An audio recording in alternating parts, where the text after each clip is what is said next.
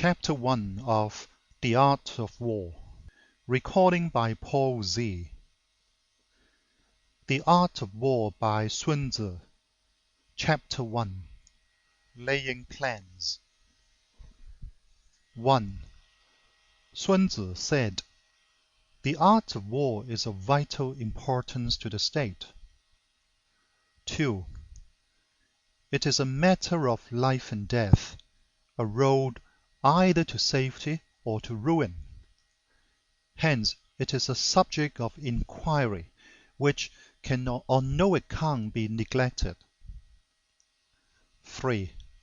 The art of war, then, is governed by 5 constant factors, to be taken into account in one's deliberations when seeking to determine the conditions obtaining in the field. 4.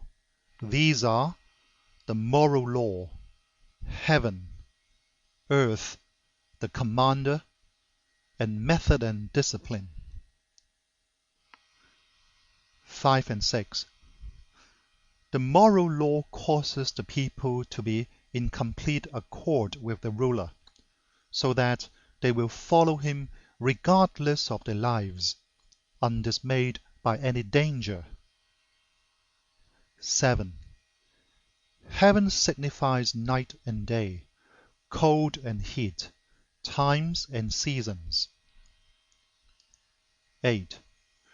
Earth comprises distances, great and small, danger and security, open ground and narrow passes, the chances of life and death. 9. The commander stands for the virtues of wisdom, sincerity, benevolence, courage, and strictness. 10. By method and discipline are to be understood the marshalling of the army in its proper subdivisions, the gradations of rank among the officers, the maintenance of roads by which supplies may reach the army, and the control of military expenditure. 11. These 5 heads should be familiar to every general. He who knows them will be victorious. He who knows them not will fail. 12. Therefore, in your deliberations, when seeking to determine the military conditions, let them be made the basis of a comparison, in this wise. 13. 1. Which of the 2 sovereigns is imbued with the moral law? 2. Which of the 2 generals has most ability? 3. With whom lie the advantages derived from heaven and earth? 4. On which side is discipline most rigorously enforced? 5. Which army is stronger? 6. On which side are officers and men more highly trained? 7. In which army is there the greater constancy, both in reward and punishment? 14. By means of these 7 considerations, I can forecast victory or defeat. 15. The general that hearkens to my counsel and acts upon it will conquer. Let such a one be retained in command. The general that hearkens not to my counsel, nor acts upon it, will suffer defeat. Let such a one be dismissed. 16. While heading the profit of my counsel, avail yourself also of any helpful circumstances over and beyond the ordinary rules. 17. According as circumstances are favorable, one should modify one's plans. 18. All warfare is based on deception. 19. Hence, when able to attack, we must seem unable. When using our forces, we must seem inactive. When we are near, we must make the enemy believe we are far away. When far away, we must make him believe we are near. 20. Hold out baits to entice the enemy. Feign disorder and crush him. 21. If he is secure at all points, be prepared for him. If he is in superior strength, evade him. 22. If your opponent is of choleric temper, seek to irritate him. Pretend to be weak, that he may grow arrogant. 23. If he is taking his ease, give him no rest. If his forces are united, separate them. 24. Attack him where he is unprepared. Appear where you are not expected. 25. These military devices, leading to victory, must not be divulged beforehand. 26. Now the general who wins a battle makes many calculations in his temple ere the battle is fought. The general who loses a battle makes but few calculations beforehand. Thus do many calculations lead to victory, and few calculations to defeat. How much more no calculation at all?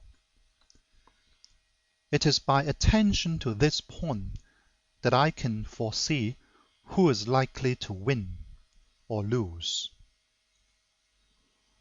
End of chapter 1.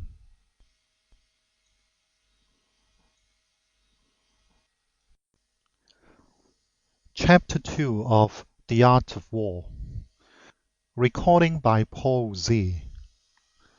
The Art of War by Sun Tzu. Chapter 2. Waging War. 1. Sun Tzu said, in the operations of war, where there are in the field 1,000 swift chariots, as many heavy chariots, and 100,000 mail-clad soldiers, with provisions enough to carry them 1,000 li, the expenditure at home and at the front, including entertainment of guests, small items such as glue and paint, and some spent on chariots and armor, will reach the total of 1,000 ounces of silver per day. Such is the cost of raising an army of 100,000 men. 2. When you engage in actual fighting, if victory is long in coming, then men's weapons will grow dull, and their ardor will be damped. If you lay siege to a town, you will exhaust your strength. 3. Again, if the campaign is protracted, the resources of the state will not be equal to the strain. 4.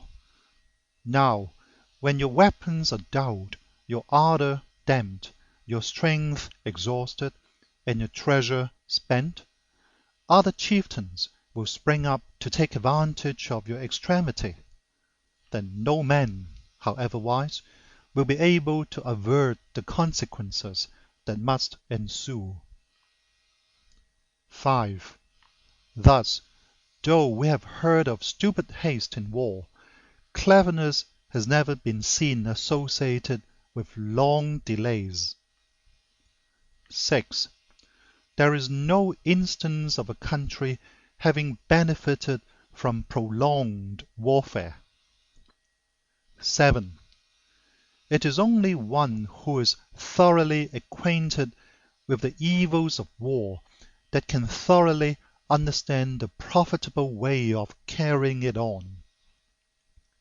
8.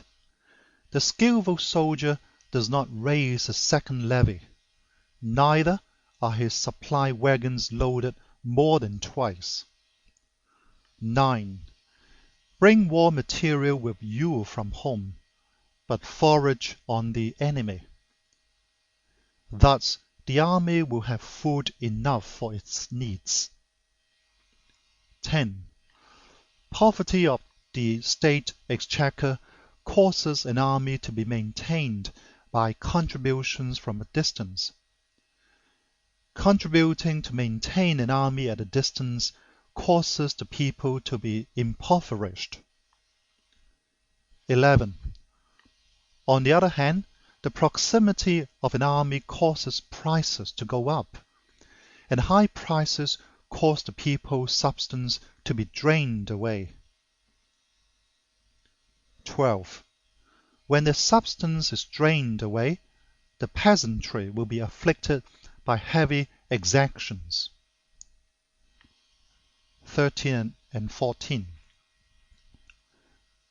With this loss of substance and exhaustion of strength, the homes of the people will be stripped bare, and 3/10 of the income will be dissipated, while government expenses for broken chariots, worn-out horses, breastplates and helmets, bows and arrows, spears and shields, protective mantles, draft oxen, and heavy wagons will amount to 4/10 of its total revenue.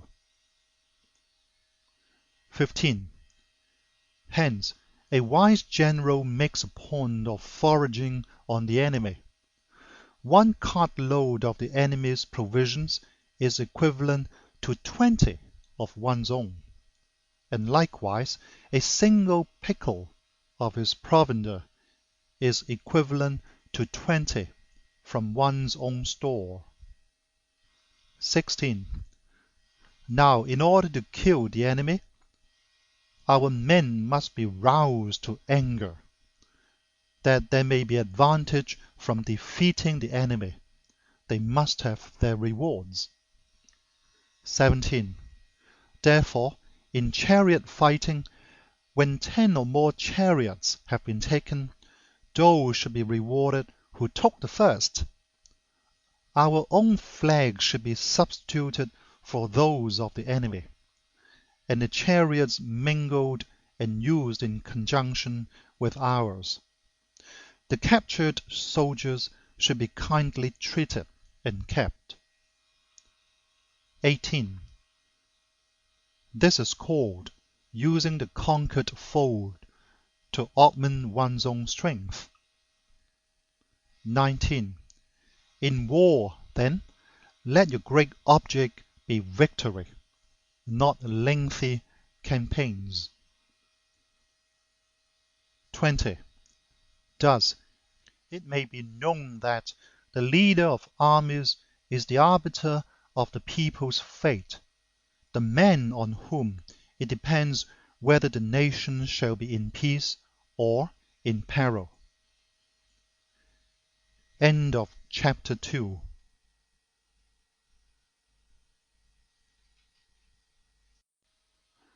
Chapter 3 of The Art of War. Recording by Paul Z. The Art of War by Sun Tzu. Chapter 3. Attack by Stratagem. 1. Sun Tzu said, in the practical art of war, the best thing of all is to take the enemy's country whole and intact. To shatter and destroy it is not so good. So, too, it is better to recapture an army entire than to destroy it, to capture a regiment, a detachment, or a company entire than to destroy them. 2. Hence, to fight and conquer in all your battles is not supreme excellence. Supreme excellence consists in breaking the enemy's resistance without fighting. 3. Thus, the highest form of generalship is to balk the enemy's plans. The next best is to prevent the junction of the enemy's forces.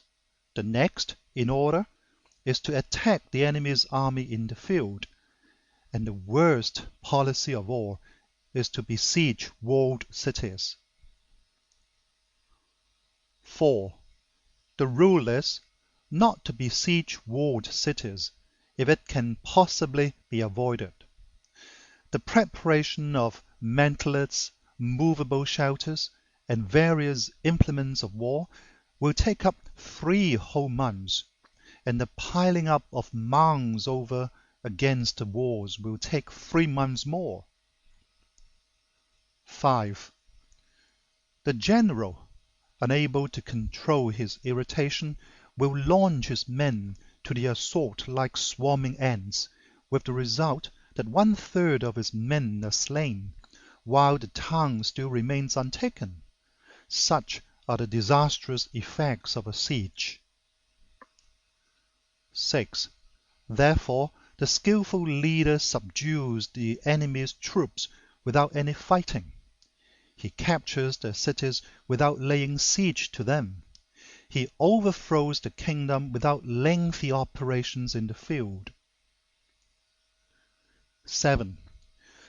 With his forces intact, he will dispute the mastery of the empire, and thus, without losing a man, his triumph will be complete. This is the method of attacking by stratagem. 8.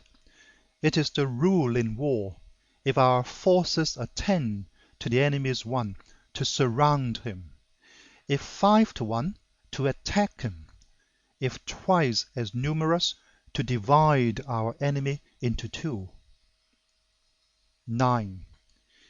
If equally matched, we can offer battle; if slightly inferior in numbers, we can avoid the enemy; if quite unequal in every way, we can flee from him. 10. Hence, though an obstinate fight may be made by a small force, in the end it must be captured by the larger force. 11. Now the general is the bulwark of the state. If the bulwark is complete at all points, the state will be strong. If the bulwark is defective, the state will be weak. 12. There are 3 ways in which a ruler can bring misfortune upon his army. 13. 1. By commanding the army to advance or to retreat, being ignorant of the fact that it cannot obey.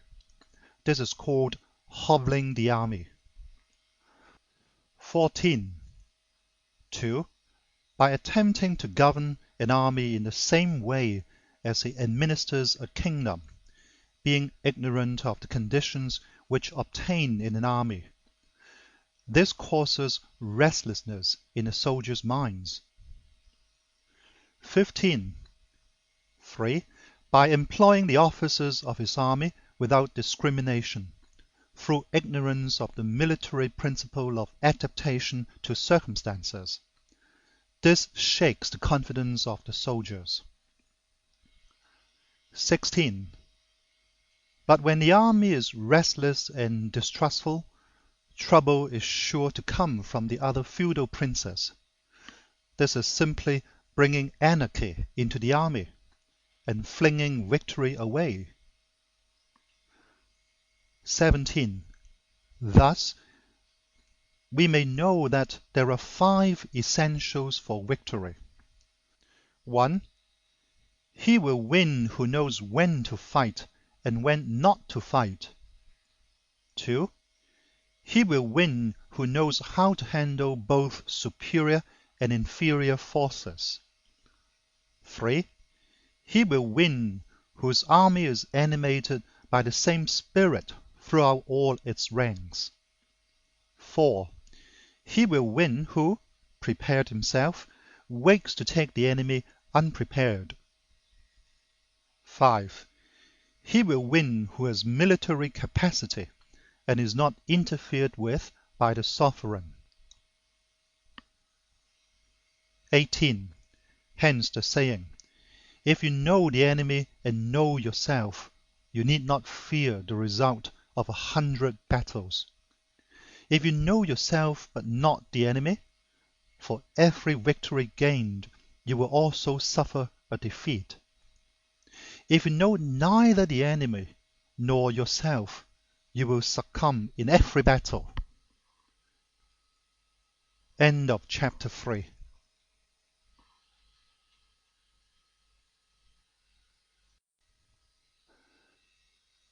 Chapter 4 of The Art of War. Recording by Paul Z. The Art of War by Sun Tzu. Chapter 4. Tactical Dispositions. 1.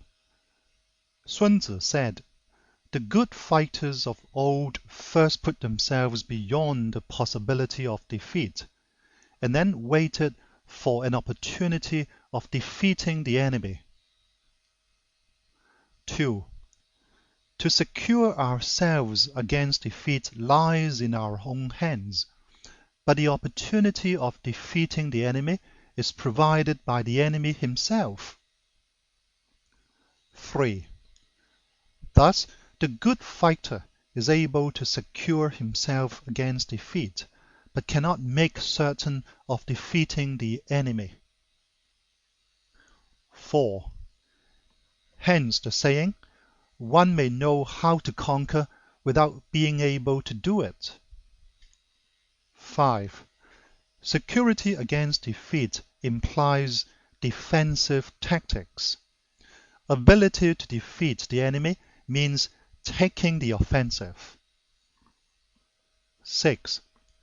Standing on the defensive indicates insufficient strength. Attacking a superabundance of strength. 7. The general who is skilled in defense hides in the most secret recesses of the earth. He who is skilled in attack flashes forth from the topmost heights of heaven. Thus, on the one hand we have ability to protect ourselves, on the other a victory that is complete. 8. To see victory only when it is within the ken of the common herd is not the acme of excellence. 9. Neither is it the acme of excellence if you fight and conquer and the whole empire says, "Well done." 10. To lift an autumn hair is no sign of great strength. To see the sun and moon is no sign of sharp sight. To hear the noise of thunder is no sign of a quick ear. 11. What the ancients called a clever fighter is one who not only wins, but excels in winning with ease. 12. Hence his victories bring him neither reputation for wisdom nor credit for courage. 13. He wins his battles by making no mistakes. Making no mistakes is what establishes the certainty of victory, for it means conquering an enemy that is already defeated. 14. Hence, the skillful fighter puts himself into a position which makes defeat impossible, and does not miss the moment for defeating the enemy. 15. Thus, it is that in war the victorious strategist only seeks battle after the victory has been won, whereas he who is destined to defeat first fights and afterwards looks for victory. 16.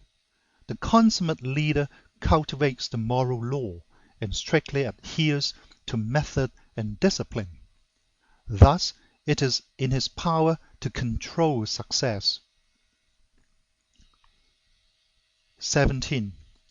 In respect of military method, we have, firstly, measurement; secondly, estimation of quantity; thirdly, calculation. Fourthly, balancing of chances. Fifthly, victory.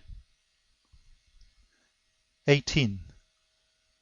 Measurement owes its existence to earth, estimation of quantity to measurement, calculation to estimation of quantity, balancing of chances to calculation, and victory to balancing of chances. 19. A victorious army opposed to a routed one is as a pound's weight placed in the scale against a single grain. 20. The onrush of a conquering force is like the bursting of pent-up waters into a chasm 1,000 fathoms deep. End of chapter 4.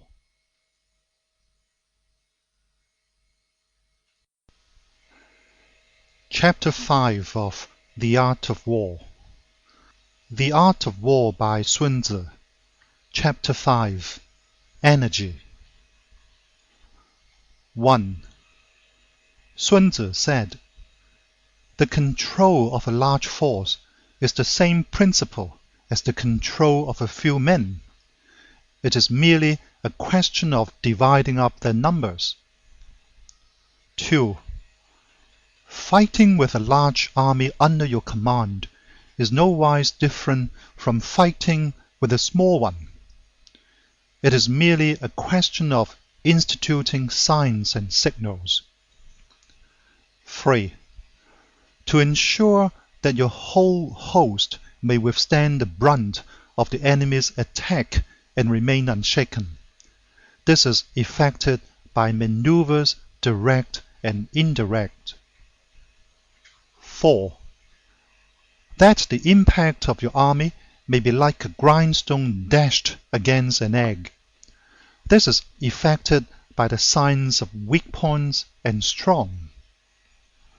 5. In all fighting, the direct method may be used for joining battle, but indirect methods will be needed in order to secure victory. 6. Indirect tactics, efficiently applied, are inexhaustible as heaven and earth, unending as the flow of rivers and streams. Like the sun and moon, they end, but they begin anew. Like the 4 seasons, they pass away to return once more. 7. There are not more than 5 musical notes, yet the combinations of these 5 give rise to more melodies than can ever be heard. 8. There are not more than 5 primary colors: blue, yellow, red, white, and black. Yet in combination they produce more hues than can ever be seen. 9. There are not more than 5 cardinal tastes: sour, acrid, salt, sweet, bitter. Yet combinations of them yield more flavors than can ever be tasted. 10. In battle, there are not more than 2 methods of attack, the direct and the indirect. Yet these 2 in combination give rise to an endless series of maneuvers. 11. The direct and the indirect lead on to each other in turn. It is like moving in a circle. You never come to an end. Who can exhaust the possibilities of the combination? 12. The onset of troops is like the rush of a torrent, which will even roll stones along in its course. 13. The quality of decision is like the well-timed swoop of a falcon, which enables it to strike and destroy its victim. 14. Therefore, the good fighter will be terrible in his onset and prompt in his decision. 15. Energy may be likened to the bending of a crossbow, decision to the releasing of a trigger. 16. Amid the turmoil and tumult of battle, there may be seeming disorder, and yet no real disorder at all.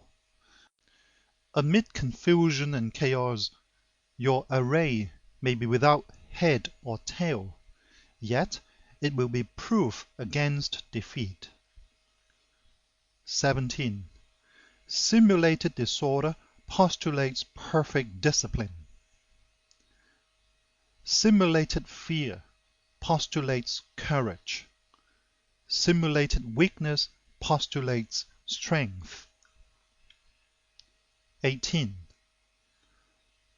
Hiding order beneath the cloak of disorder is simply a question of subdivision. Concealing courage under a show of timidity presupposes a fund of latent energy. Masking strength with weakness is to be effected by tactical dispositions. 19. Thus, one who is skillful at keeping the enemy on the move maintains deceitful appearances, according to which the enemy will act. He sacrifices something, that the enemy may snatch at it. 20. By holding out baits, he keeps him on the march. Then, with a body of picked men, he lies in wait for him. 21. The clever combatant looks to the effect of combined energy, and does not require too much from individuals. Hence, his ability to pick out the right men and utilize combined energy. 22.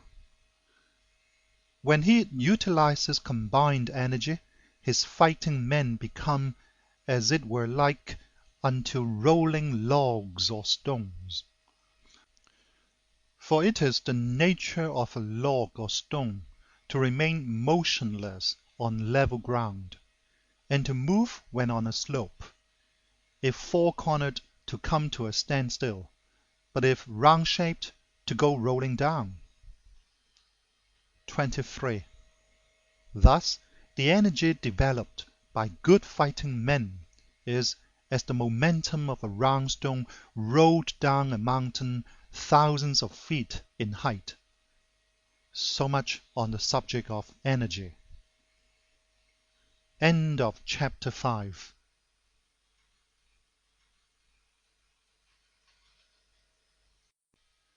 Chapter 6 of The Art of War. The Art of War by Sun Tzu. Chapter 6. Weak Points and Strong. 1. Sun Tzu said, "Whoever is first in the field and awakes the coming of the enemy will be fresh for the fight. Whoever is second in the field and has to hasten to battle will arrive exhausted." 2. Therefore, the clever combatant imposes his will on the enemy, but does not allow the enemy's will to be imposed on him. 3. By holding out advantages to him, he can cause the enemy to approach of his own accord, or by inflicting damage, he can make it impossible for the enemy to draw near. 4. If the enemy is taking his ease, he can harass him. If well supplied with food, he can starve him out. If quietly encamped, he can force him to move. 5. Appear at points which the enemy must hasten to defend. March swiftly to places where you are not expected. 6. An army may march great distances without distress. If it marches through country where the enemy is not. 7. You can be sure of succeeding in your attacks if you only attack places which are undefended. You can ensure the safety of your defense if you only hold positions that cannot be attacked. 8. Hence, that general is skillful in attack whose opponent does not know what to defend, and he is skillful in defense whose opponent does not know what to attack. 9. O divine art of subtlety and secrecy! Through you we learn to be invisible, through you inaudible, and hence we can hold the enemy's fate in our hands. 10. You may advance and be absolutely irresistible if you make for the enemy's weak points. You may retire and be safe from pursuit if your movements are more rapid than those of the enemy. 11. If we wish to fight, the enemy can be forced to an engagement even though he be sheltered behind a high rampart and a deep ditch. All we need do is attack some other place that he will be obliged to relieve. 12. If we do not wish to fight, we can prevent the enemy from engaging us even though the lines of our encampment be merely traced out on the ground. All we need do is to throw something odd and unaccountable in his way. 13. By discovering the enemy's dispositions and remaining invisible ourselves, we can keep our forces concentrated, while the enemy's must be divided. 14. We can form a single united body, while the enemy must split up into fractions. Hence, there will be a whole pitted against separate parts of the whole, which means that we shall be many to the enemy's few.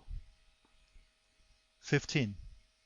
If we are able thus to attack an inferior force with a superior one, our opponents will be in dire straits. 16.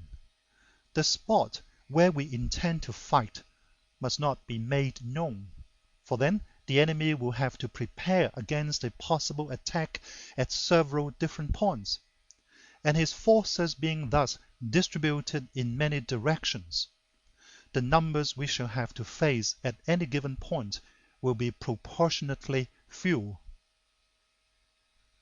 17. For should the enemy strengthen his van, he will weaken his rear. Should he strengthen his rear, he will weaken his van. Should he strengthen his left, he will weaken his right. Should he strengthen his right, he will weaken his left. If he sends reinforcements everywhere, he will everywhere be weak.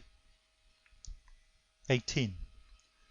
Numerical weakness comes from having to prepare against possible attacks.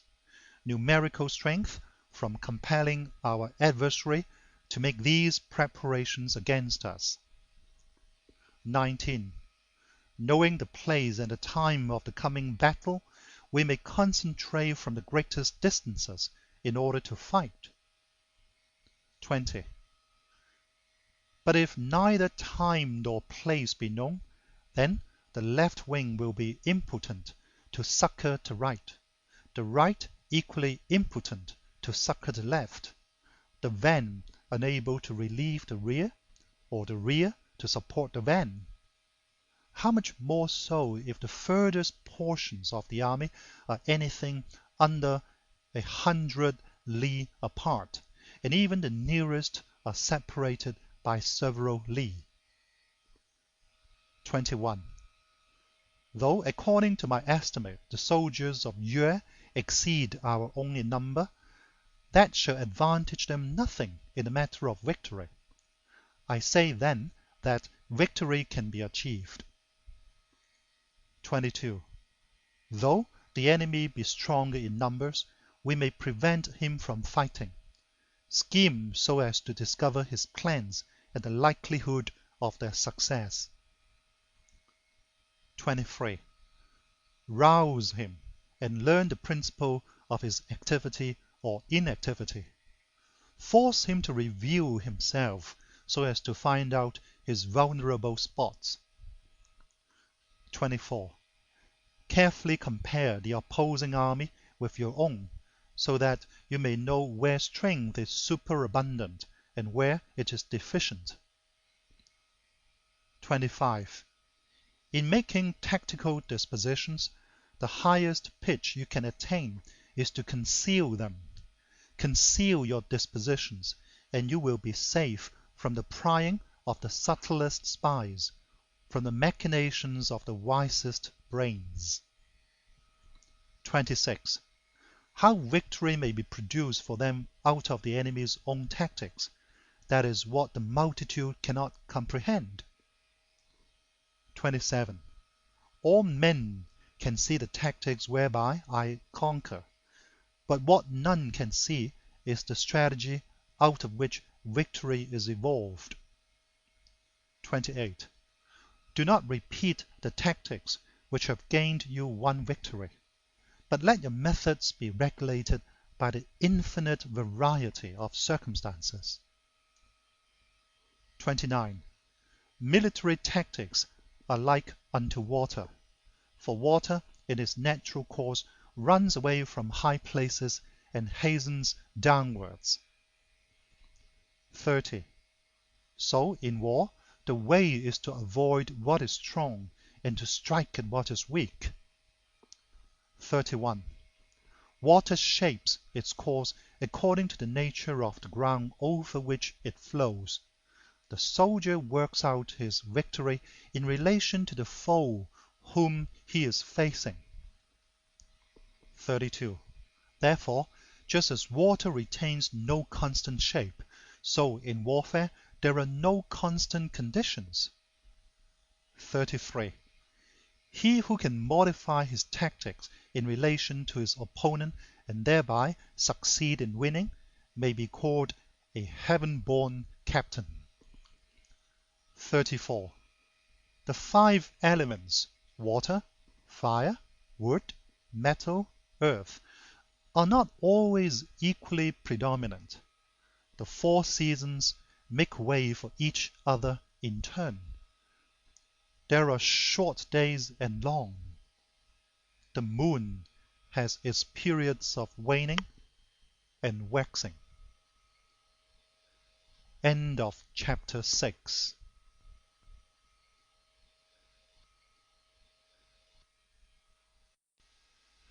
Chapter 7 of The Art of War.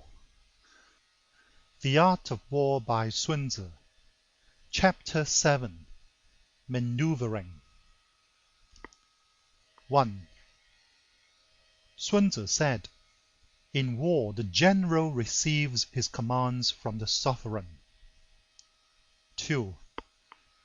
Having collected an army and concentrated his forces, he must blend and harmonize the different elements thereof before pitching his camp. 3. After that comes tactical maneuvering, than which there is nothing more difficult. The difficulty of tactical maneuvering consists in turning the devious into the direct, and misfortune into gain. 4. Thus, to take a long and circuitous route, after enticing the enemy out of the way, and though starting after him, to strive to reach the goal before him, shows knowledge of the artifice of deviation. 5. Maneuvering with an army is advantageous, with an undisciplined multitude most dangerous. 6. If you set a fully equipped army in march in order to snatch an advantage, the chances are that you will be too late. On the other hand, to detach a flying column for the purpose involves the sacrifice of his baggage and stores. 7. Thus, if you order your men to roll up their buff coats and make forced marches without halting day or night, covering double the usual distance at a stretch, doing 100 li in order to wrest an advantage, the leaders of all your 3 divisions will fall into the hands of the enemy. 8.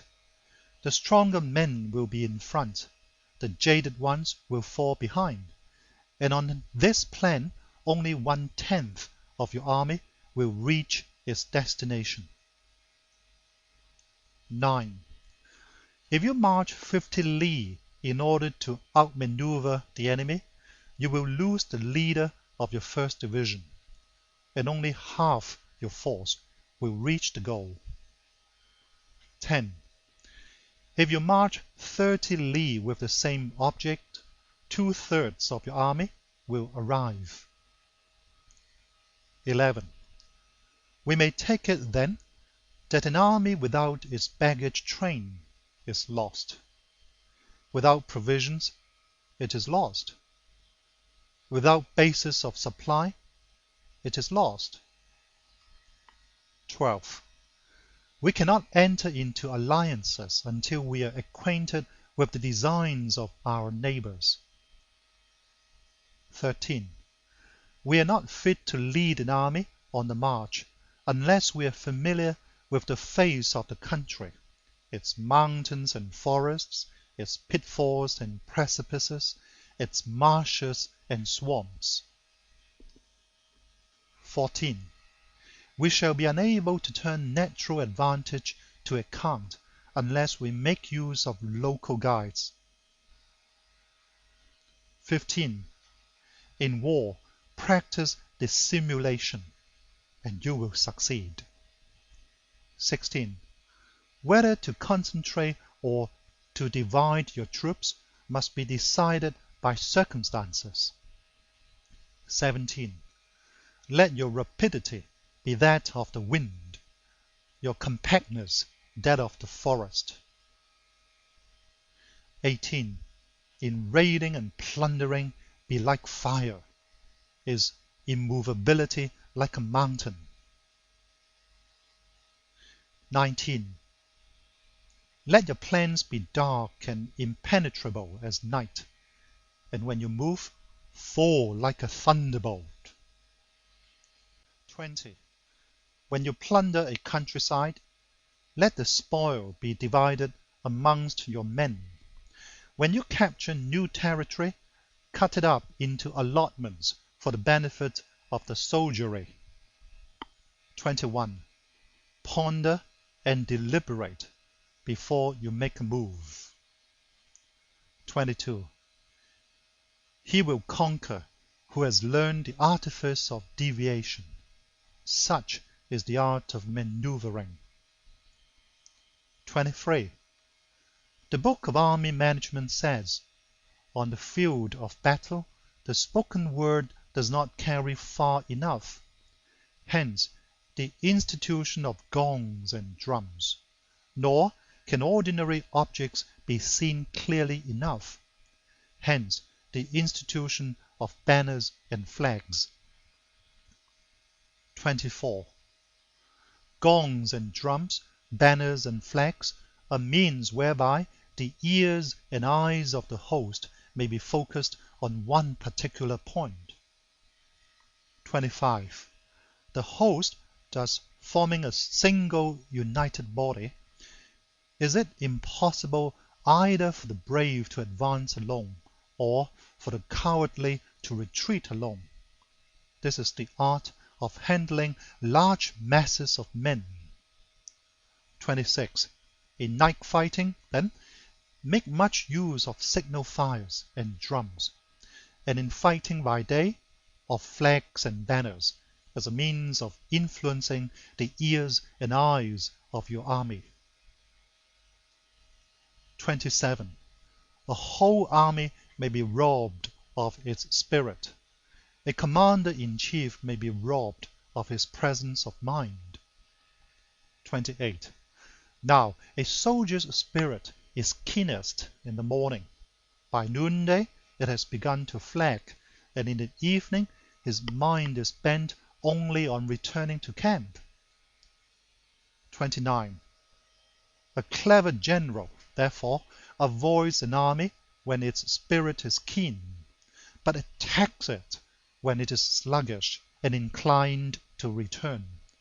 This is the art of studying moods. 30. Disciplined and calm, to await the appearance of disorder and hubbub amongst the enemy. This is the art of retaining self-possession. 31. To be near the goal while the enemy is still far from it, to wait at ease while the enemy is toiling and struggling, to be well fed while the enemy is famished. This is the art of husbanding one's strength. 32. To refrain from intercepting an enemy whose banners are in perfect order, to refrain from attacking an army drawn up in calm and confident array. This is the art of studying circumstances. 33. It is a military axiom not to advance uphill against the enemy, nor to oppose him when he comes downhill. 34. Do not pursue an enemy who simulates flight. Do not attack soldiers whose temper is keen. 35. Do not swallow bait offered by the enemy. Do not interfere with an army that is returning home. 36. When you surround an army, leave an outlet free. Do not press a desperate foe too hard. 37. Such is the art of warfare.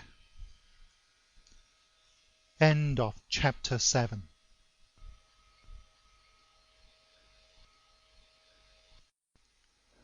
Chapter 8 of The Art of War. The Art of War by Sun Tzu. Chapter 8. Variation in Tactics. 1.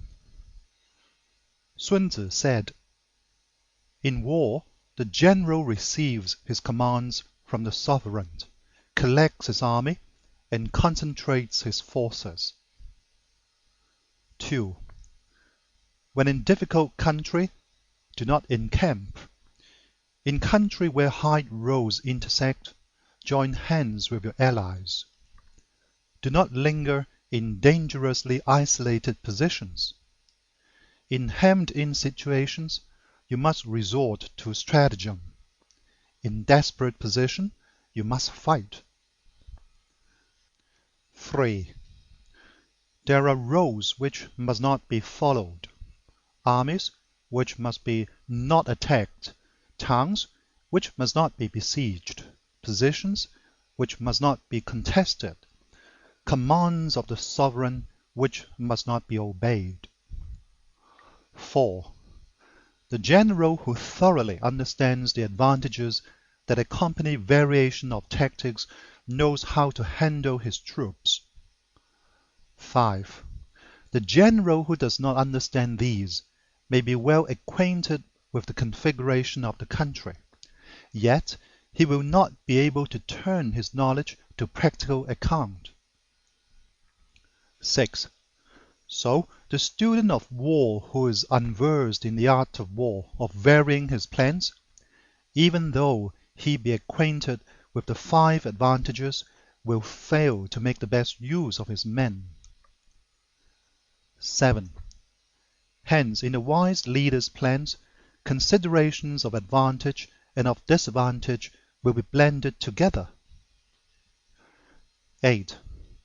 If our expectation of advantage be tempered in this way, we may succeed in accomplishing the essential part of our schemes.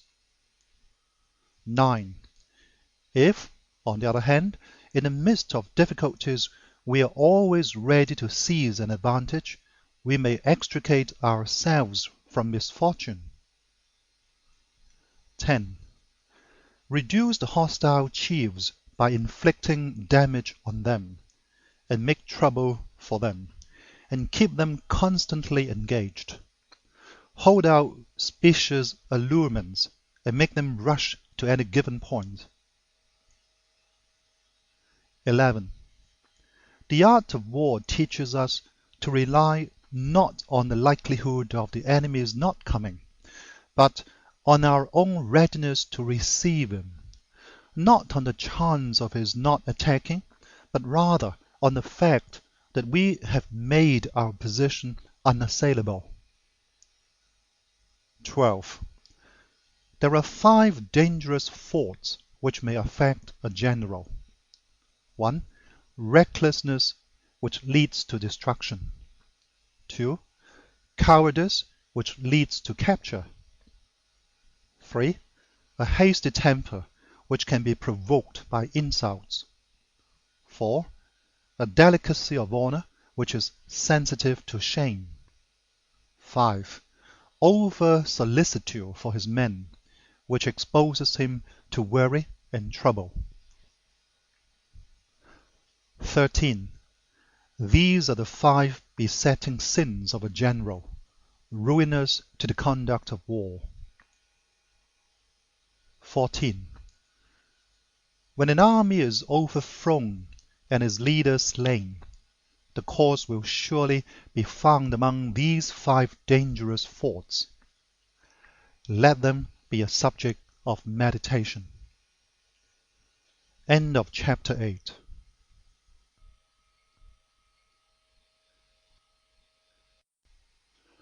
Chapter 9 of The Art of War. The Art of War by Sun Tzu. Chapter 9. The Army on the March. 1. Sun Tzu said, "We come now to the question of encamping the army and observing signs of the enemy. Pass quickly over mountains and keep in the neighborhood of valleys. 2. Camp in high places, facing the sun. Do not climb heights in order to fight. So much for mountain warfare. 3. After crossing a river, you should get far away from it. 4. When an invading force crosses a river in its onward march, do not advance to meet it in midstream. It will be best to let half the army get across, and then deliver your attack. 5. If you are anxious to fight, you should not go to meet the invader near a river which he has to cross. 6. Moor your craft higher up than the enemy, and facing the sun. Do not move upstream to meet the enemy. So much for river warfare. 7. In crossing salt marshes, your sole concern should be to get over them quickly, without any delay. 8. If forced to fight in a salt marsh, you should have water and grass near you, and get your back to a clump of trees. So much for operations in salt marshes. 9. In dry, level country, take up an easily accessible position with rising ground to your right and on your rear, so that the danger may be in front and safety lie behind. So much for campaigning in flat country. 10. These are the 4 useful branches of military knowledge which enabled the Yellow Emperor to vanquish 4 several sovereigns. 11. All armies prefer high ground to low and sunny places to dark. 12. If you are careful of your men and camp on hard ground, the army will be free from disease of every kind, and this will spell victory. 13. When you come to a hill or a bank, occupy the sunny side, with the slope on your right rear. Thus, you will at once act for the benefit of your soldiers and utilize the natural advantages of the ground. 14. When, in consequence of heavy rains up country, a river which you wish to ford is swollen and flecked with foam, you must wait until it subsides. 15. Country in which there are precipitous cliffs with torrents running between, deep natural hollows, confined places, tangled thickets, quagmires, and crevasses, should be left with all possible speed and not approached. 16. While we keep away from such places, we should get the enemy to approach them. While we face them, we should let the enemy have them on his rear. 17. If in the neighborhood of your camp there should be any hilly country, ponds surrounded by aquatic grass, hollow basins filled with reeds, or woods with thick undergrowth, they must be carefully rooted out and searched, for these are places when men in ambush or insidious spies are likely to be lurking. 18. When the enemy is close at hand and remains quiet, he is relying on the natural strength of his position. 19.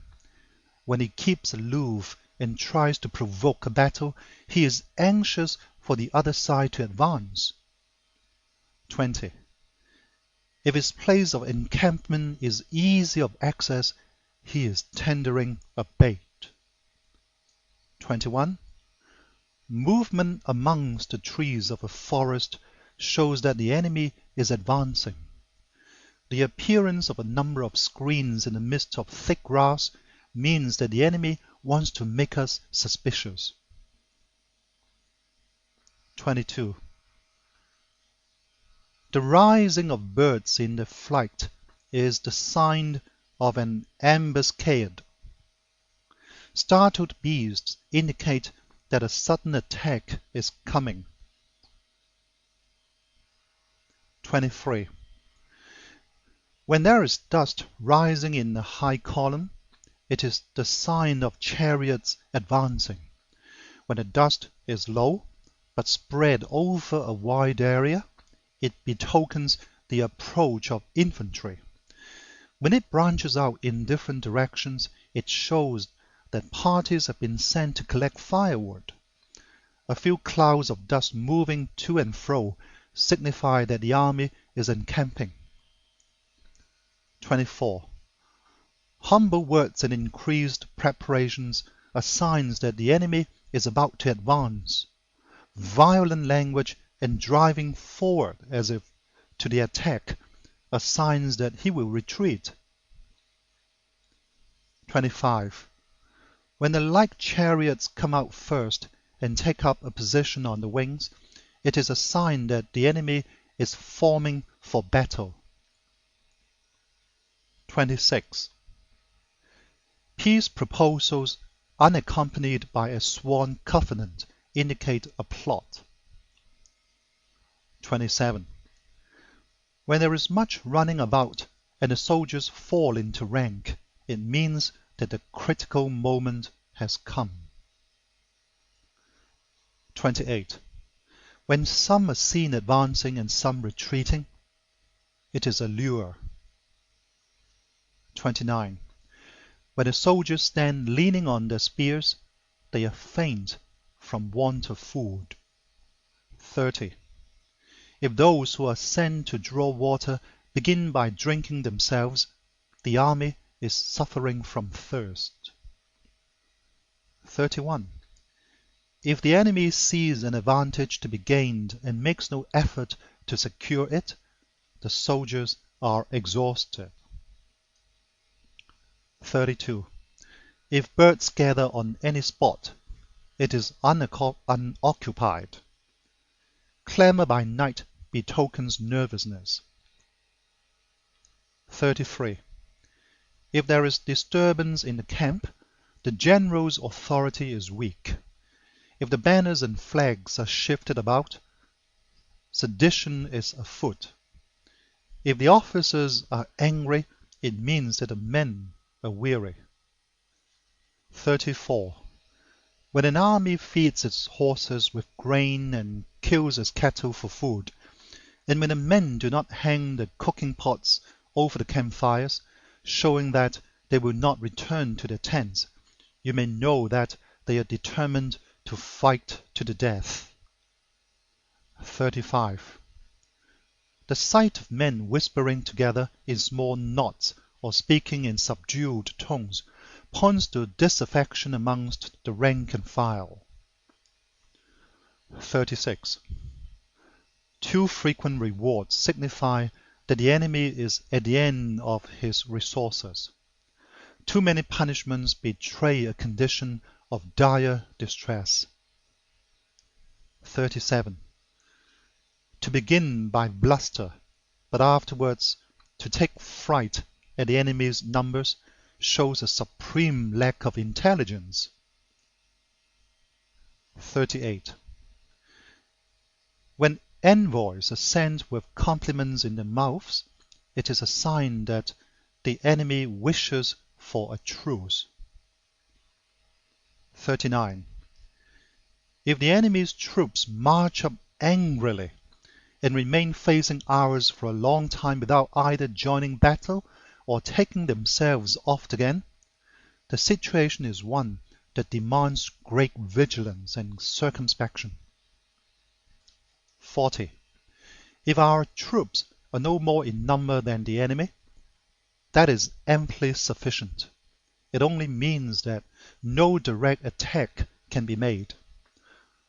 What we can do is simply to concentrate all our available strength, keep a close watch on the enemy, and obtain reinforcements. 41. He who exercises no forethought, but makes light of his opponents, is sure to be captured by them. 42.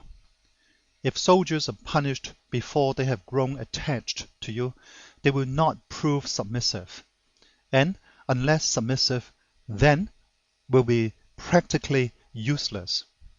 If when the soldiers have become attached to you, punishments are not enforced, they will still be useless. 43. Therefore, soldiers must be treated in the first instance with humanity, but kept under control by means of iron discipline. This is a certain road to victory. 44.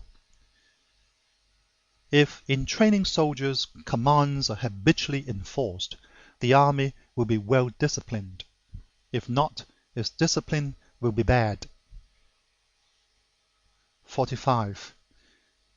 If a general shows confidence in his men, but always insists on his orders being obeyed, the gain will be mutual. End of chapter 9.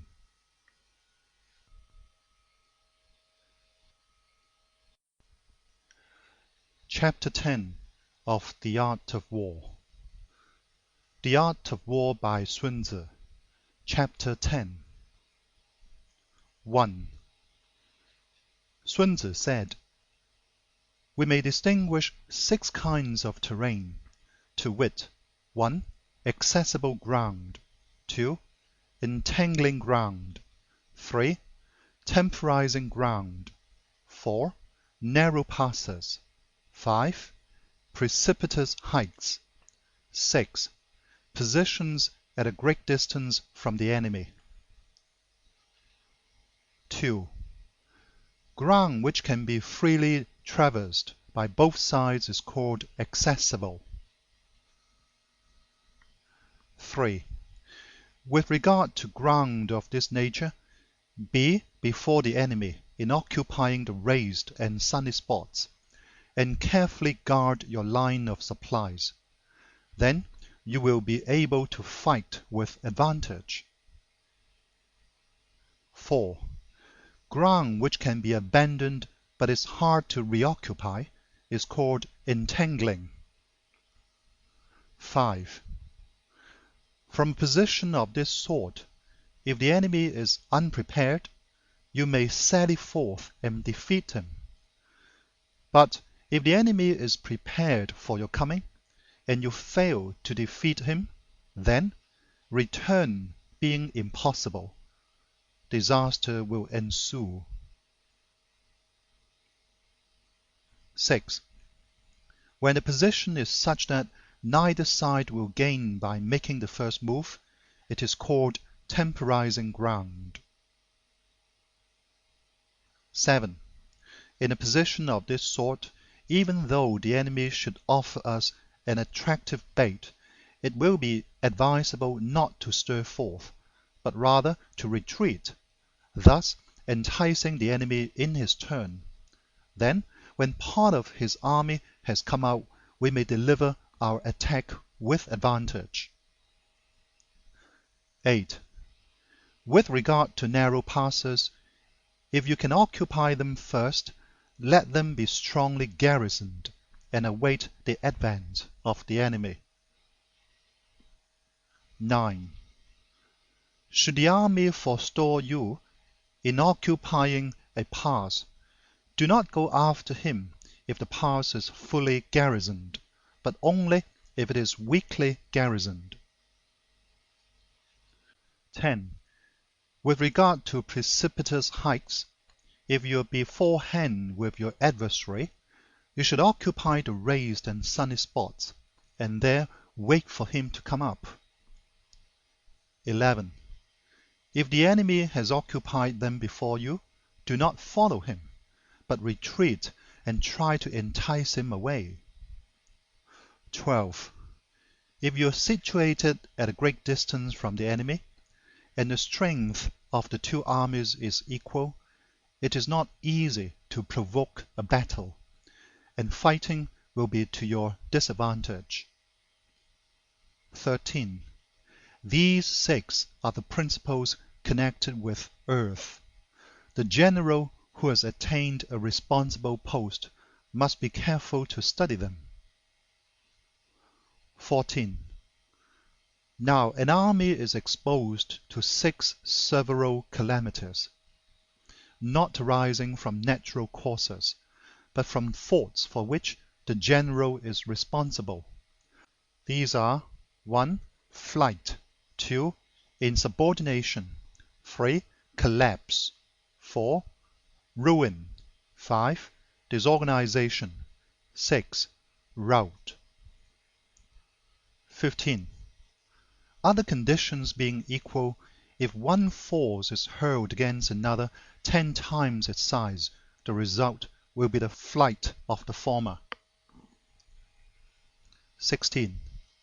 When the common soldiers are too strong and their officers too weak, the result is insubordination.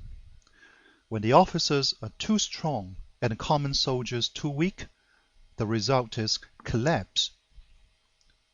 17. When the higher officers are angry and insubordinate, and on meeting the enemy give battle on their own account from a feeling of resentment, before the commander-in-chief can tell whether or not he is in a position to fight, the result is ruin. 18. When the general is weak and without authority, when his orders are not clear and distinct, when there are no fixed duties assigned to officers and men, and the ranks are formed in a slovenly, haphazard manner, the result is utter disorganization. 19.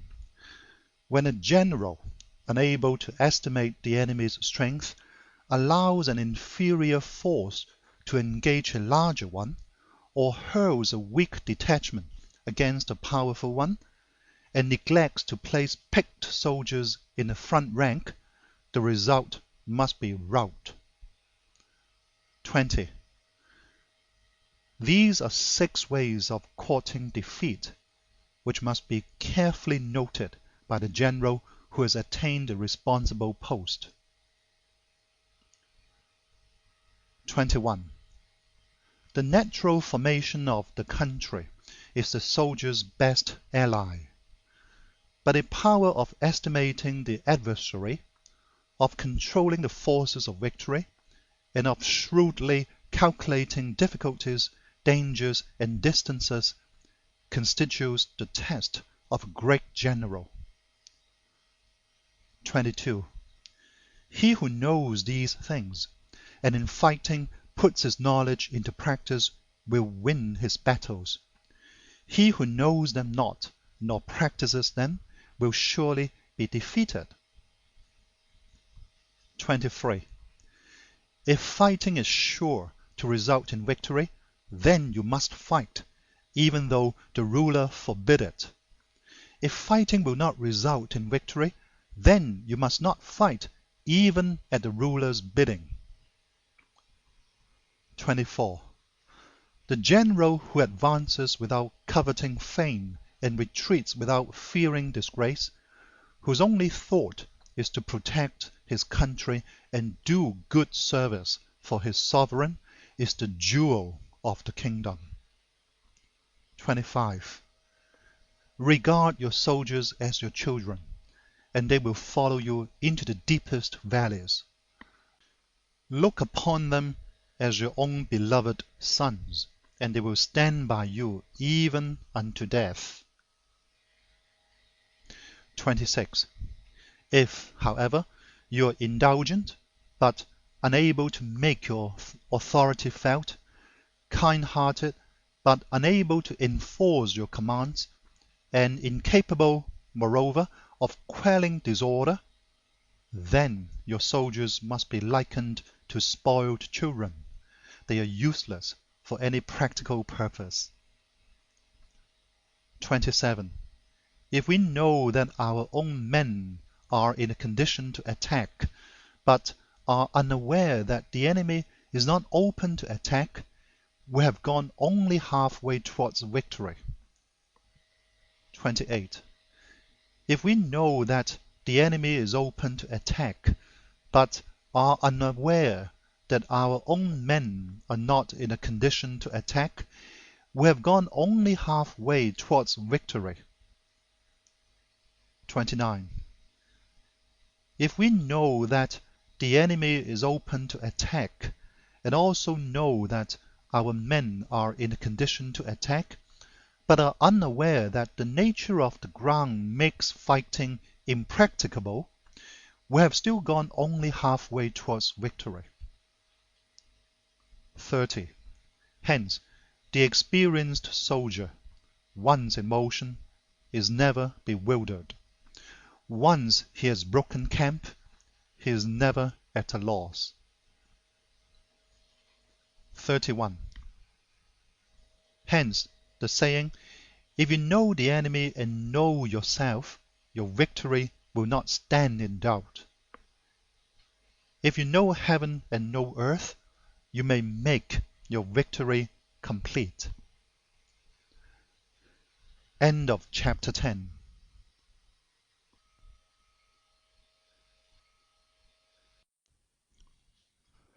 Chapter 11 of The Art of War.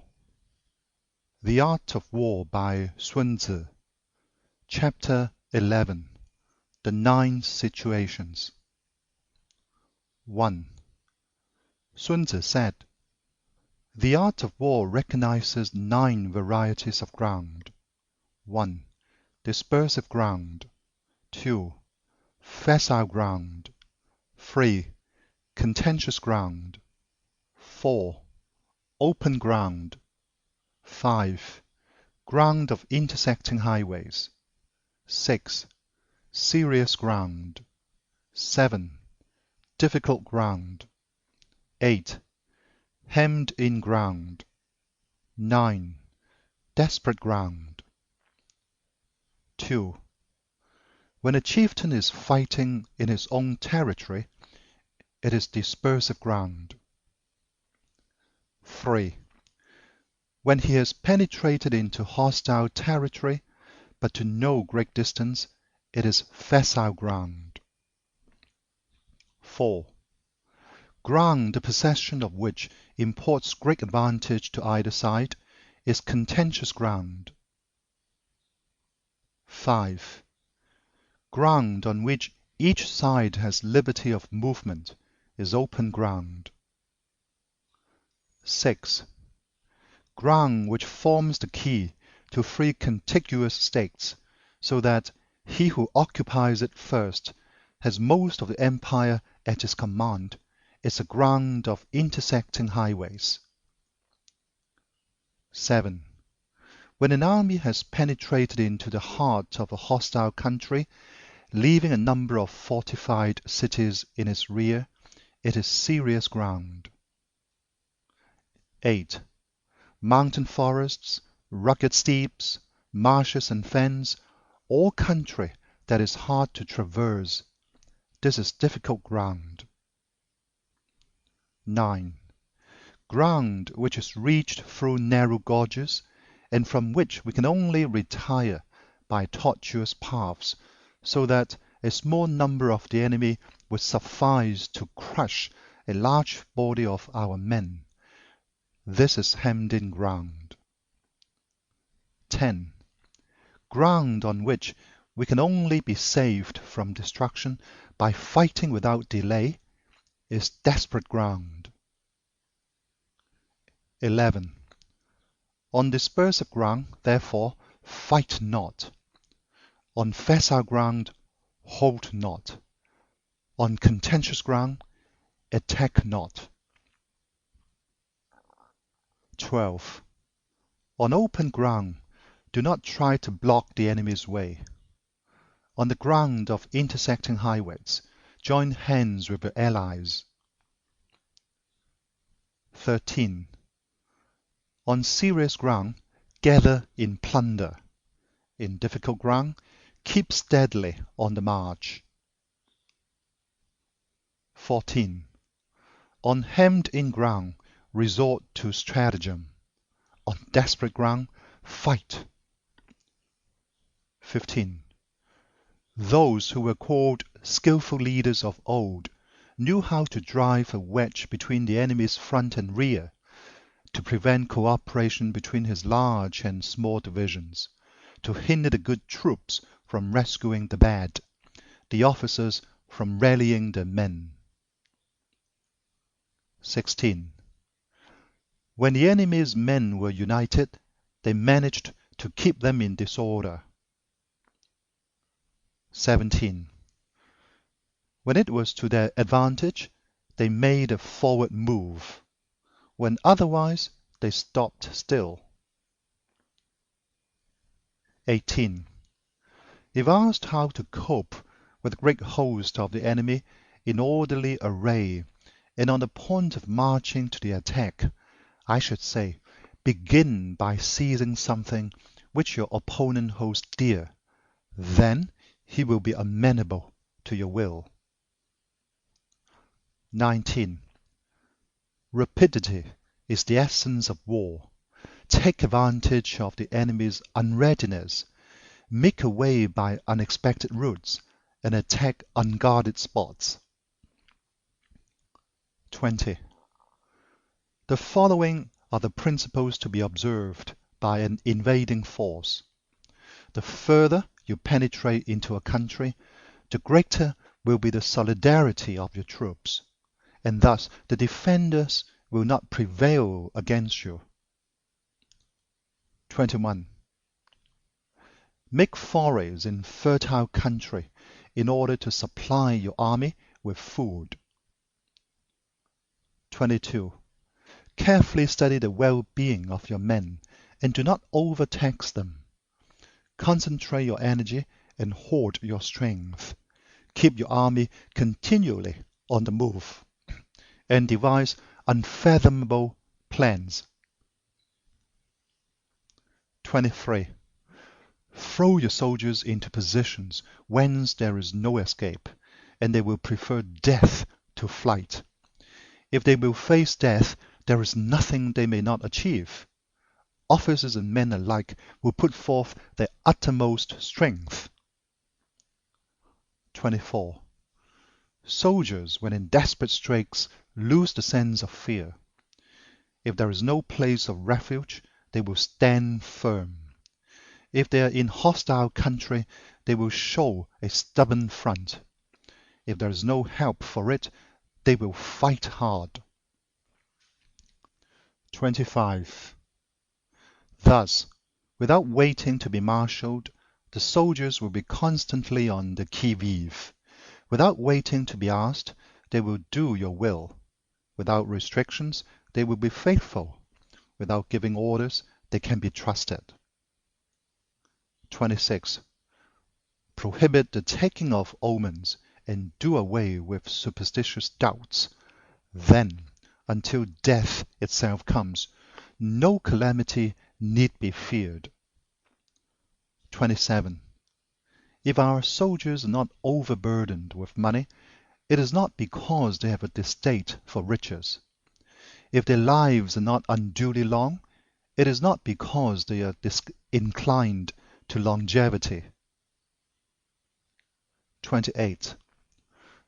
On the day they are ordered out to battle, your soldiers may weep, those sitting up bedewing the garments, and those lying down letting the tears run down their cheeks.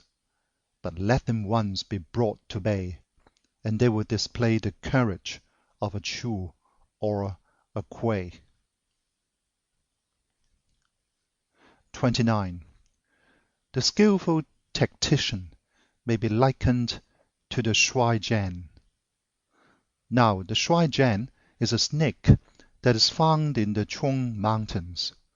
Strike at its head, and you will be attacked by its tail. Strike at its tail, and you will be attacked by its head.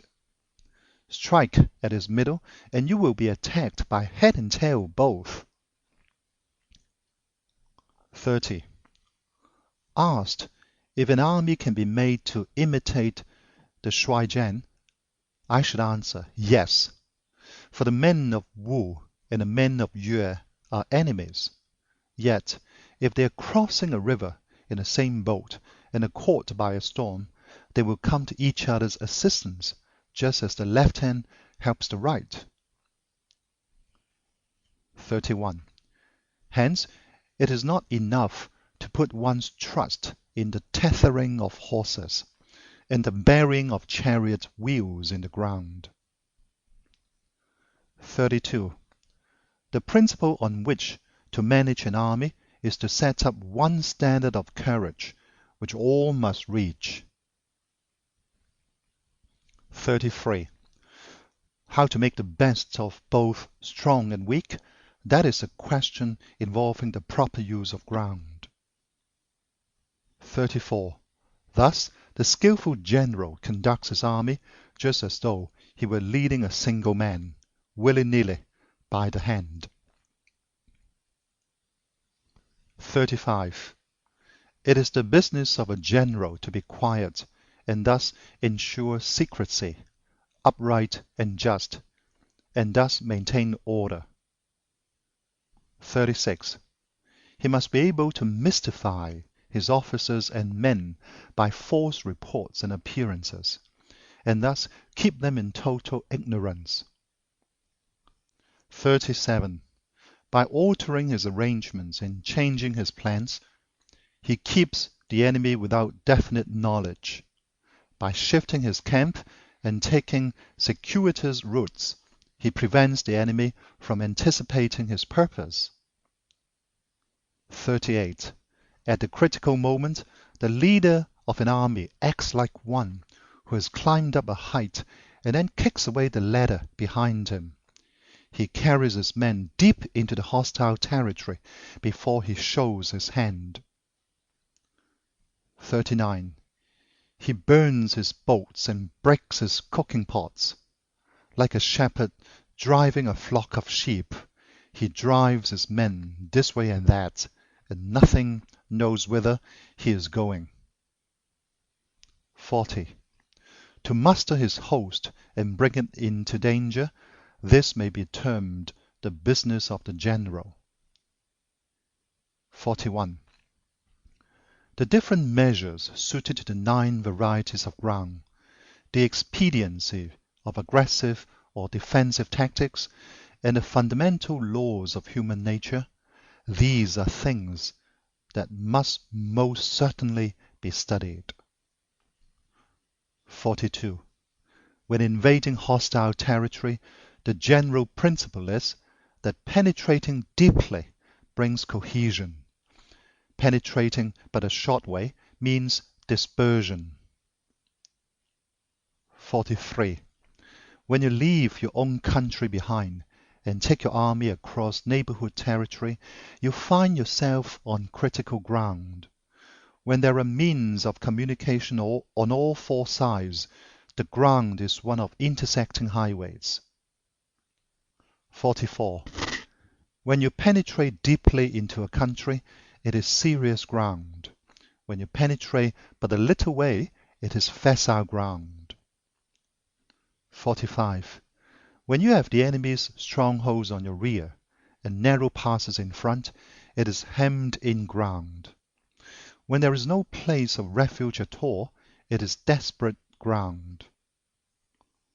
46. Therefore, on dispersive ground, I would inspire my men with unity of purpose. On facile ground, I would see that there is close connection between all parts of my army. 47. On contentious ground, I would hurry up my rear. 48.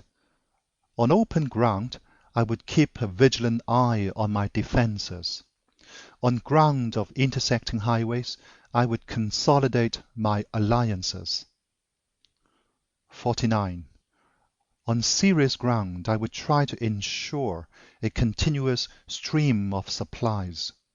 On difficult ground, I would keep pushing on along the road. 50.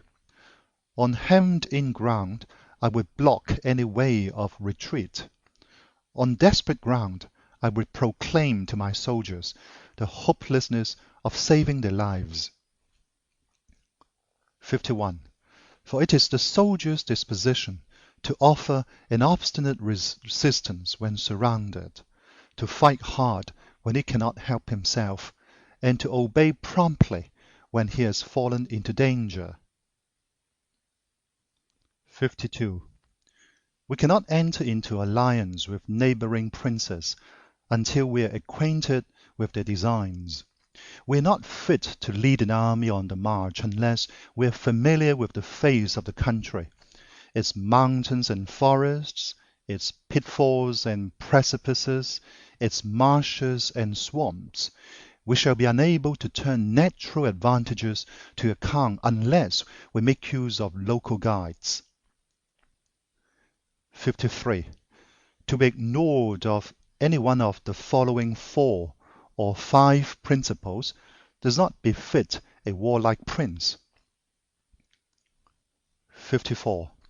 When a warlike prince attacks a powerful state, his generalship shows itself in preventing the concentration of the enemy's forces.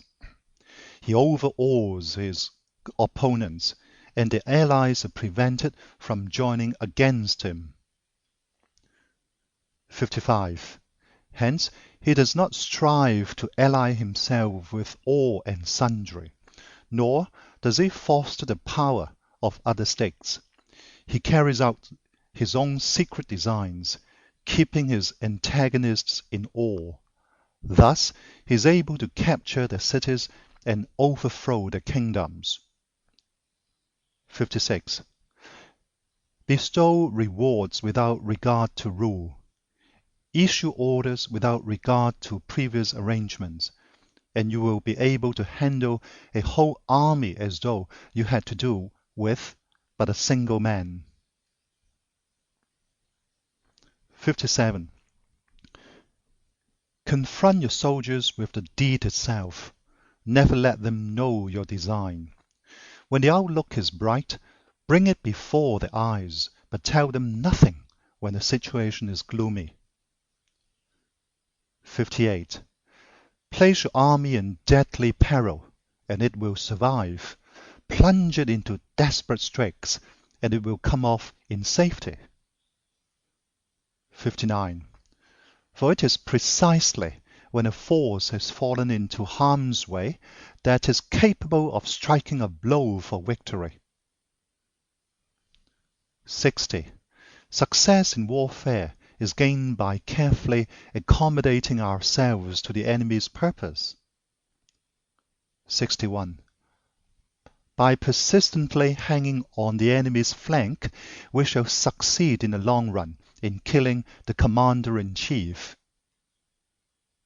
62. This is called ability to accomplish a thing by sheer cunning. 63. On the day that you take up your command, block the front passes, destroy the official tallies, and stop the passage of all emissaries. 64. Be stern in the council chamber, so that you may control the situation. 65.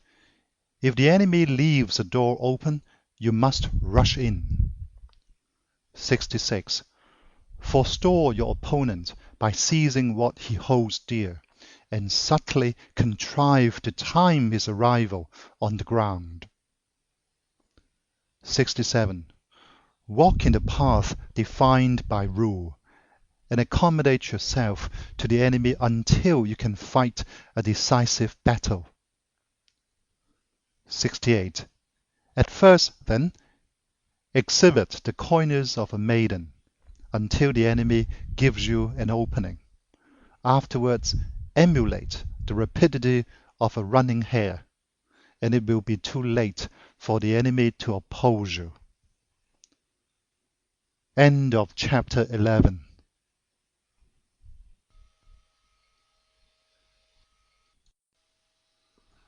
Chapter 12 of The Art of War. The Art of War by Sun Tzu. Chapter 12. The Attack by Fire. 1. Sun Tzu said, "There are 5 ways of attacking with fire. The first is to burn soldiers in the camp. The second is to burn stores. The third is to burn baggage trains. The fourth is to burn arsenals and magazines. The fifth is to hurl dropping fire amongst the enemy." 2. In order to carry out an attack, we must have means available. The material for raising fire should always be kept in readiness. 3. There is a proper season for making attacks with fire, and special days for starting a conflagration. 4. The proper season is when the weather is very dry. The special days are those when the moon is in the constellations of the sieve, the war, the wing, or the crossbar. For these 4 are all days of rising wind. 5. In attacking with fire, one should be prepared to meet 5 possible developments. 6. 1. When fire breaks out inside to enemy's camp, respond at once with an attack from without. 7. 2. If there is an outbreak of fire, but the enemy's soldiers remain quiet, bide your time and do not attack. 8. 3. When the force of the flames has reached its height, follow it up with an attack, if that is practicable. If not, stay where you are. 9. 4. If it is possible to make an assault with fire from without, do not wait for it to break out within, but deliver your attack at a favorable moment. 10. 5. When you start a fire, be to windward of it.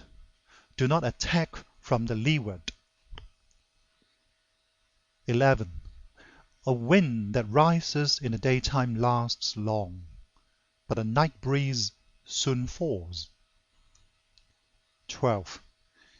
In every army, the 5 developments connected with fire must be known, the movements of the stars calculated, and a watch kept for the proper days. 13. Hence, those who use fire as an aid to the attack show intelligence. Those who use water as an aid to the attack gain an accession of strength. 14. By means of water, an enemy may be intercepted, but not robbed of all his belongings. 15. Unhappy is the fate of one who tries to win his battles and succeed in his attacks without cultivating the spirit of enterprise, for the result is waste of time and general stagnation. 16.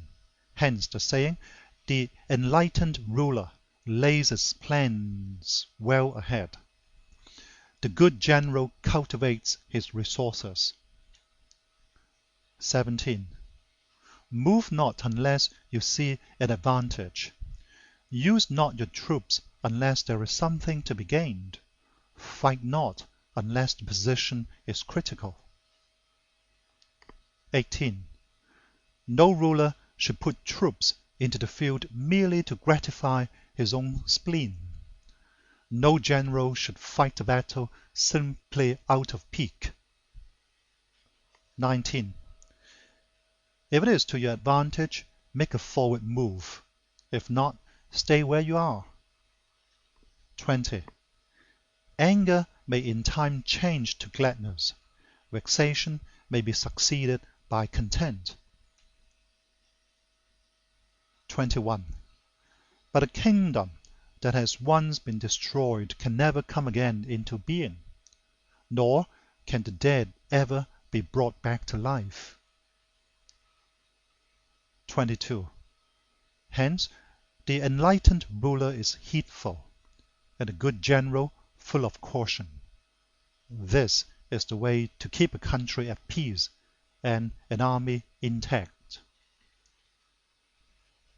End of chapter 12.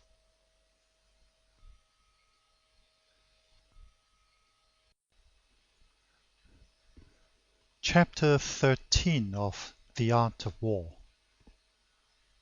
The Art of War by Sun Tzu. Chapter 13. The Use of Spies. 1. Sun Tzu said, raising a host of 100,000 men and marching them great distances entails heavy loss on the people and a drain on the resources of the state. The daily expenditure will amount to 1,000 ounces of silver. There will be commotion at home and abroad, and men will drop down exhausted on the highways. As many as 700,000 families will be impeded in their labor. 2. Hostile armies may face each other for years, striving for the victory which is decided in a single day. This being so, to remain in ignorance of the enemy's condition simply because one grudges the outlay of 100 ounces of silver in honors and emoluments is the height of inhumanity. 3. One who acts thus is no leader of men, no present help to his sovereign, no master of victory. 4. Thus, what enables the wise sovereign and the good general to strike and conquer and achieve things beyond the reach of ordinary men is foreknowledge. 5. Now, this foreknowledge cannot be elicited from spirits. It cannot be obtained inductively from experience, nor by any deductive calculation. 6. Knowledge of the enemy's dispositions can only be obtained from other men. 7. Hence the use of spies, of whom there are 5 classes. 1. Local spies. 2. Inward spies. 3. Converted spies. 4. Doomed spies. 5. Surviving spies. 8. When these 5 kinds of spy are all at work, none can discover the secret system. This is called divine manipulation of the threads. It is the sovereign's most precious faculty. 9. Having local spies means employing the services of the inhabitants of a district. 10. Having inward spies, making use of officials of the enemy. 11. Having converted spies, getting hold of the enemy's spies and using them for our own purposes. 12. Having doomed spies, doing certain things openly for purposes of deception and allowing our spies to know of them and report them to the enemy. 13. Surviving spies, finally, are those who bring back news from the enemy's camp. 14. Hence, it is that which none in the whole army are more intimate relations to be maintained than with spies. None should be more liberally rewarded. In no other business should greater secrecy be preserved. 15. Spies cannot be usefully employed without a certain intuitive sagacity. 16. They cannot be properly managed without benevolence and straightforwardness. 17. Without subtle ingenuity of mind, one cannot make certain of the truth of the reports. 18. Be subtle, and use your spies for every kind of business. 19. If a secret piece of news is divulged by a spy before the time is ripe, he must be put to death together with the man to whom the secret was told. 20. Whether the object be to crush an army, to storm a city, or to assassinate an individual, it is always necessary to begin by finding out the names of the attendants, the aides-de-camp, and doorkeepers and sentries of the general in command. Our spies must be commissioned to ascertain these. 21. The enemy's spies who have come to spy on us must be sought out, tempted with bribes, led away, and comfortably housed. Thus they will become converted spies and available for our service. 22. It is through the information brought by the converted spy that we are able to acquire and employ local and inward spies. 23. It is owing to his information, again, that we can cause the doomed spy to carry false tidings to the enemy. 24. Lastly, it is by his information that the surviving spy can be used on appointed occasions. 25. The end and aim of spying in all its 5 varieties is knowledge of the enemy, and this knowledge can only be derived, in the first instance, from the converted spies. Hence, it is essential that the converted spy be treated with the utmost liberality. 26. Of old, the rise of the Yin dynasty was due to Yi Qi, who had served under the Shuai. Likewise, the rise of the Zhao dynasty was due to Lu Ya, who had served under the Yin. 27. Hence, It is only the enlightened ruler and the wise general who will use the highest influence of the army for purposes of spying, and thereby they achieve great results. Spies are a most important element in war, because on them depends an army's ability to move. End of chapter 13. End of The Art of War by Sun Tzu. Recording by Paul Z. Hong Kong.